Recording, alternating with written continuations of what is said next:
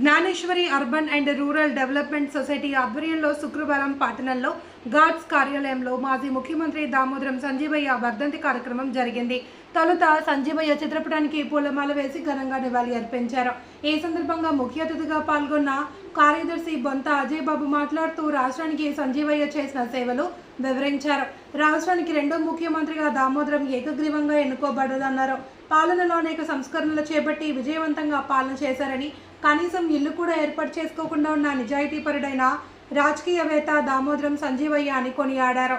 చిలకలూరిపేటలో ఉన్న సంజీవనగర్ కాలనీ సంజీవయ్య స్మారకంగా ఆయన పేరుపై ఏర్పాటు చేశారని, నేటి తరం ఆయనను ఆదర్శంగా తీసుకోవాలి అని అజయ్ బాబు నేటి యువతకు ఉద్బోధించారు. ఈ కార్యక్రమంలో డాక్టర్ దార్లా బుజ్జిబాబు, అడ్వకేట్, భారత ప్రభుత్వ నోటరీ దాసరి చెట్టిబాబు, ధూళిపాల శ్రీనివాస్, షేక్ బాషా, ఇనగంటి శివ, నాగరాజు, బెజ్జం రవి, మనోజ్, చంద్రశేఖర్ తదితరులు పాల్గొన్నారు.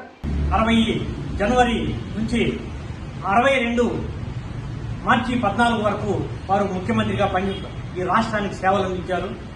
వారు కర్నూలు జిల్లా కర్నూలు పట్టణ సమీపాన ఉన్నటువంటి పెదపాడు గ్రామంలో మునయ్య సుంకులమ్మ దంపతులకు జన్మించారు. వారు జన్మించిన 4వ సంవత్సరంలోనే వారి నాన్నగారు చనిపోవడంతో పాలపత్తి అనే గ్రామానికి మేనమామ ఇంటికి వెళ్లారు. అక్కడ పశువులు కాపరిగా ఉన్నాడు.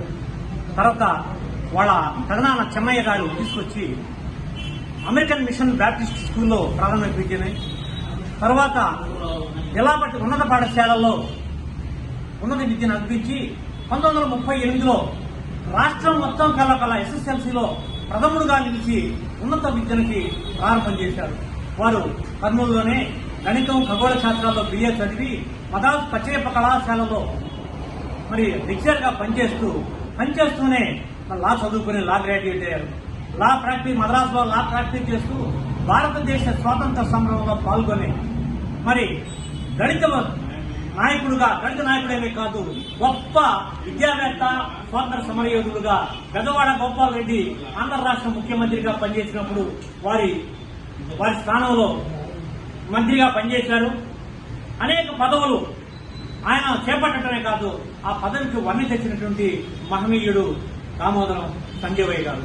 ఆయన ముఖ్యమంత్రిగా చేస్తూ ఆనాటి సంపన్న కుటుంబాల వారు రవాణా వ్యవస్థను వాళ్ళ చేతుల్లో తీసుకుంటే రవాణా వ్యవస్థని జాతీయం చేసి బస్సుల్ని జాతీయం చేసి రవాణా వ్యవస్థని బస్సుల్ని రవాణా సౌకర్యాలను పెంపొందించి గ్రామీణ ప్రాంతాల్లో అందరికీ పెంపొందించి చేసినటువంటి మహనీయుడు.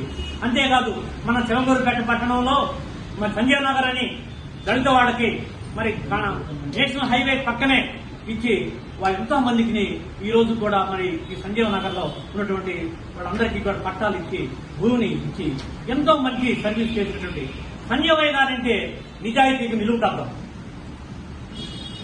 ఆయనకి ధైర్యం ఎక్కడి నుంచి వచ్చింది? అంత ధైర్యం ఎక్కడి నుంచి వచ్చిందంటే ఆయన నిజాయితీ, మల్లెపూ అంతటి స్వచ్ఛమైనటువంటి మనస్సు.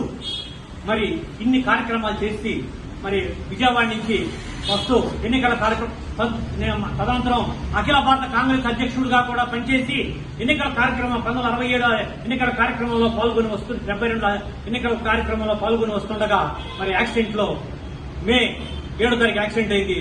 8వ తారీఖు ఆయన స్వర్గస్థులయ్యారు. ఈ కార్యక్రమం గడపడం ఎంతో సంతోషం.